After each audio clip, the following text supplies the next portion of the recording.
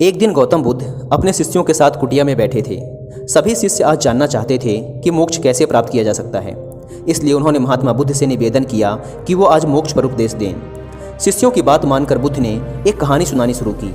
यह कहानी थी एक जल्लाद और भिक्षुक की। अपने राज्य का मुख्य जल्लाद, जिसने बहुत से गुनाहगारों को दंड दिया था, अब वह रिटायर होकर राज्य से बाहर एक कुटिया बनाकर अपना जीवन व्यतीत कर रहा था। उसे हमेशा लगता था कि उसने कितने लोगों की हत्या की है, वह कितना बड़ा पापी है। ऐसे ख्यालों से वह हमेशा घिरा रहता था।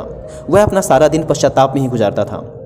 एक दिन वो रोज की तरह इन्हीं ख्यालों में खोया हुआ खाना खाने के लिए थाली परोस रहा था। तभी उसको बाहर दरवाजे से किसी की आवाज़ आई।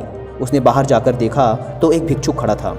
भिक्षुक के चेहरे को देखकर ही जल्लाद समझ गया कि भिक्षुक बहुत ही लंबी साधना के बाद आज उठा है और भूख से व्याकुल भी है। जल्लाद के मन में आया कि जिंदगी भर तो मैंने बस हत्याएं ही की हैं।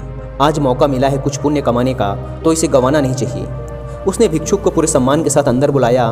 वह अपने खाने की थाली उसे दे दी। भिक्षुक खाना देखकर बहुत प्रसन्न हुआ। भरपेट भोजन करके भिक्षुक ने जल्लाद से बातचीत शुरू की। जल्लाद ने भिक्षुक को अपने जीवन की सारी कहानी सुनाई।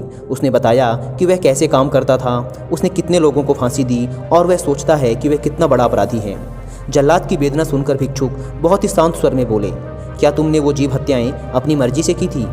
जल्लाद ने कहा, नहीं, मैं तो बस मेरे राजा की आज्ञा का पालन कर रहा था। मेरा कोई इरादा नहीं था उन्हें मृत्युदंड या सजा देने का। तब भिक्षुक ने कहा, फिर तुम अपराधी कैसे हुए?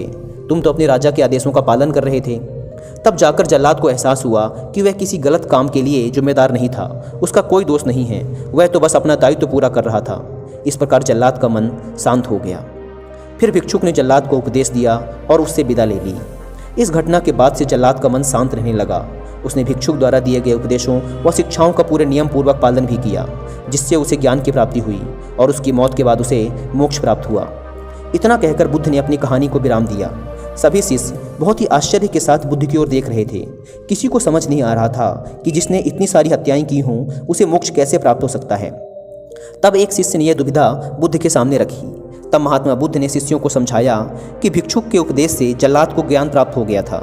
जल्लाद के जीवन में पहली बार किसी ने उसे ज्ञान का उपदेश दिया था, जिसे उसने पूरे शांत चित्त और मन के साथ सुना था और समझा भी था। इसलिए मृत्यु के बाद उसे मोक्ष प्राप्त हुआ।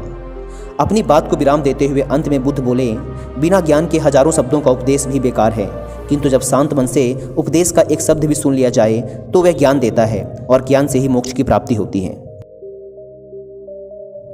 दोस्तों, इस कहानी ने हमें सिखाया कि अपने कर्तव्यों का पालन बिना किसी दुर्भाव के पूरी ईमानदारी के साथ करना चाहिए।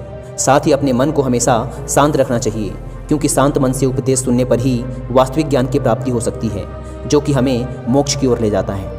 अतः महात्मा बुद्ध कहना चाहते थे कि केवल आत्मज्ञान से ही मोक्ष की प्राप्ति संभव है।